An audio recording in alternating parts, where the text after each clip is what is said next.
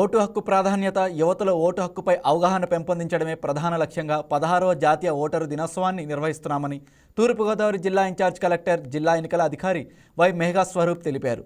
భారత ప్రజాస్వామ్యంలో ప్రతి పౌరుడు కేంద్ర బిందువని, ప్రజల భాగస్వామ్యంతోనే ప్రజాస్వామ్యం బలపడుతుందని స్పష్టం చేశారు. 18 ఏళ్లు నిండిన యువతను ఓటర్లుగా నమోదు చేయడం భారత ఎన్నికల కమిషన్ ప్రధాన లక్ష్యమని ఆయన తెలిపారు. జిల్లాలోని 8 శాసనసభ్య నియోజకవర్గాలు మొత్తం 1804 పోలింగ్ స్టేషన్లు ఏర్పాటు చేయబడింది. ప్రత్యేక సవరణ SIR కార్యక్రమం ద్వారా ఓటర్ జాబితాను మరింత స్వచ్ఛంగా, ఖచ్చితంగా రూపొందించే దిశలో చర్యలు క్షేత్రస్థాయిలో మరియు జిల్లా స్థాయిలో తీసుకుంటున్నాం. మ్యాపింగ్ అనేది కూడా పూర్తయింది జిల్లా వ్యాప్తంగా. 18 సంవత్సరాలు నిండిన ప్రతి భారత పౌరుడు తప్పనిసరిగా ఓటరుగా నమోదు కావాలని, తమ సాధారణ నివాస ప్రాంతాల్లో ఓటు హక్కును వినియోగించుకోవాలని నేను ప్రత్యేకంగా అందరికీ విజ్ఞప్తి చేస్తున్నాను.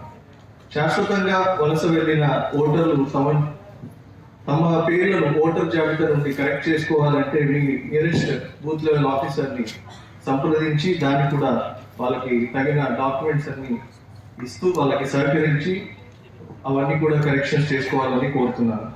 కొత్తగా ఓటర్లుగా నమోదైన యువతకు నా అభినందనలు.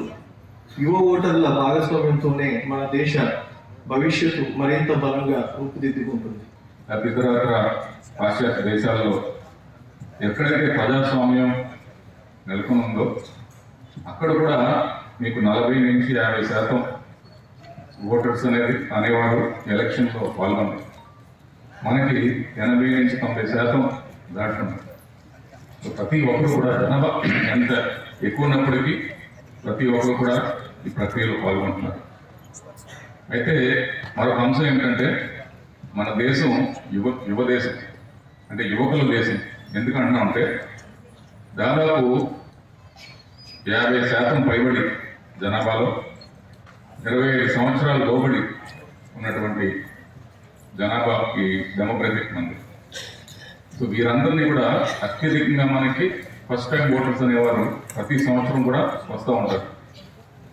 సో ఎలక్షన్ కమిషన్ కానివ్వండి, ప్రభుత్వ అధికారులు కానివ్వండి, మన బూత్ లెవెల్ ఏజెంట్స్ నుంచి ఎలక్షన్ కమిషన్ వరకు, బూత్ లెవెల్ ఆఫీసర్స్ నుంచి ఎలక్షన్ కమిషన్ వరకు, అలాగే మన ప్రజాస్వామ్యంలో పాల్గొన్నటువంటి ఈ political parties. Please subscribe to YK TV Network. Please subscribe to YK TV. Please watch YK News. Don't forget to subscribe YK News channel.